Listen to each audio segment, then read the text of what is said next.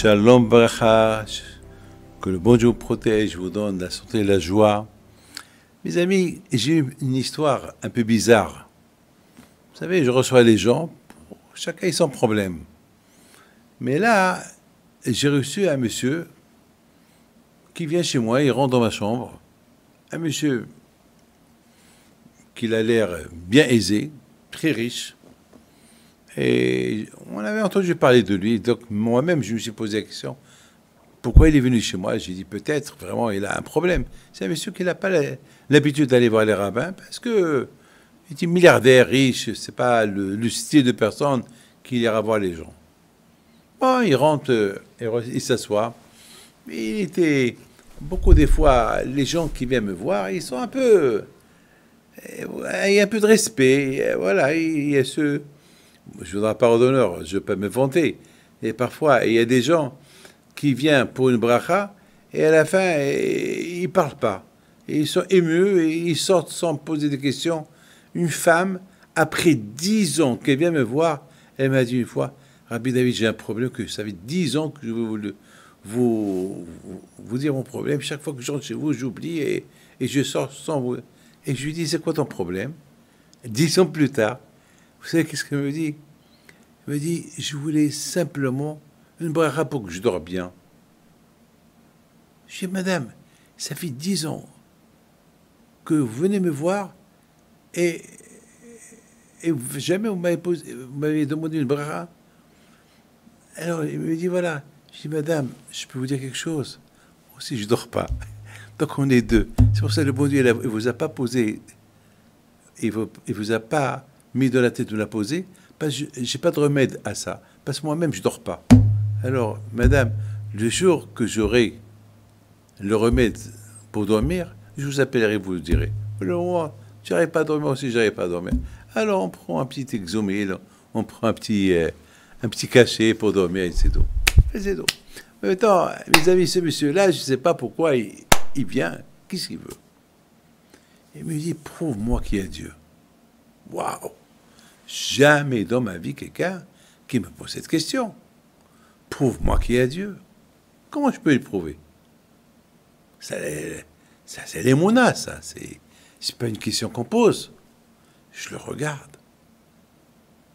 Il me dit, ah, vous n'avez pas de réponse. Je le regarde, un peu sévère. Si, je peux te prouver qu'il y a Dieu. Alors, cette semaine, si Dieu veut, tu vas perdre beaucoup d'argent. Tu vas avoir une semaine noire. Tu auras des problèmes avec les banques. Tu auras des problèmes avec ton immobilier. Dans le stock market, tu as beaucoup d'argent dans le stock. Il va tomber. À l'instant que je vous parle, il va commencer à tomber.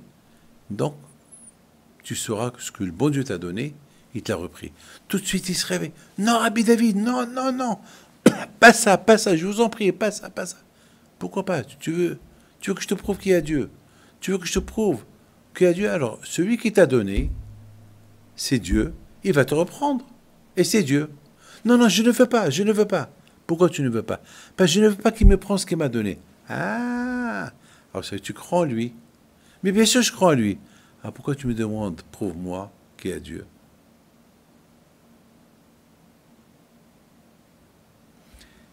Mes amis, beaucoup de fois, il y a des gens qui n'arrivent pas à découvrir leur émouna. Il n'y a pas un qui n'a pas la émouna en Dieu. Il n'y a pas un être humain, juif ou pas juif.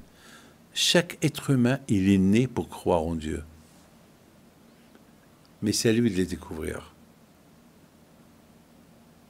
Et ce monsieur-là est devenu un homme extraordinaire. Je voulais faire une expérience de émouna avec lui. Mes amis, puisqu'on parle de ça, mon ami, Alav Shalom, Rabbi Nissim Bibo, une fois, il était en train d'étudier à la yeshiva. Il étudiait jusqu'à 2-3 heures du matin. Et il était en train de lire un sujet d'un grand tzaddik qui s'appelle le Maharsha. Il est enterré en Ukraine, le Maharsha. Il n'arrivait pas à comprendre ce Maharsha. il est resté, il a dit, ben, je vais passer la nuit jusqu'à que je comprends ce que ce tzaddik il veut dire. C'est la Torah. La Torah, il faut la comprendre. Et à un moment donné, mes amis, c'est une histoire qu'il a racontée Rabbi Shlomo Amar, le grand rabbin d'Israël. Et le grand rabbin d'Israël, c'était le frère de Rabbi Nissim Bibo qui lui a raconté. Au milieu de la nuit, il y a un monsieur qui rentre au Beth Midrash. Rabbi Nissim Bibo, il a cru que c'était un rabbin qui ramasse de l'argent. Il n'a pas passé la nuit. Il est rentré à l'Aïchiva passer la nuit. Et à un moment donné, il vient chez Rabbi Nissim Bibo. Il lui dit, qu'est-ce que tu es en train d'étudier? Il dit, ben, je suis en train d'étudier ce Maharsha que je n'arrive pas à comprendre. Et je voudrais bien le comprendre, je n'arrive pas à le comprendre. Alors, il lui a dit, lequel? Celui-là. Et ils ont commencé à parler. Et le monsieur là-bas, il lui a expliqué. Rabbi Nissim Bibo, il était épaté. Dès qu'il a entendu, il dit, c'est pas possible. C'est pas possible. Tu me l'as expliqué. Mais qui es-tu?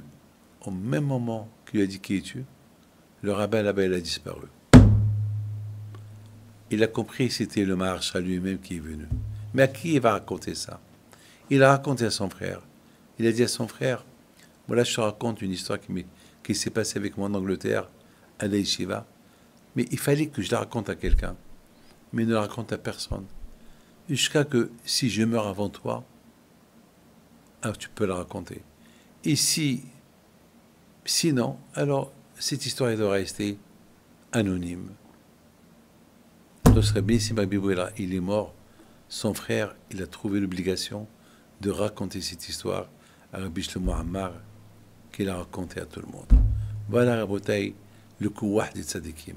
Bien sûr, le Maharsha, il a dit, Rabbi Nissim Bibo, c'est Hachem qui l'a envahi de l'autre monde.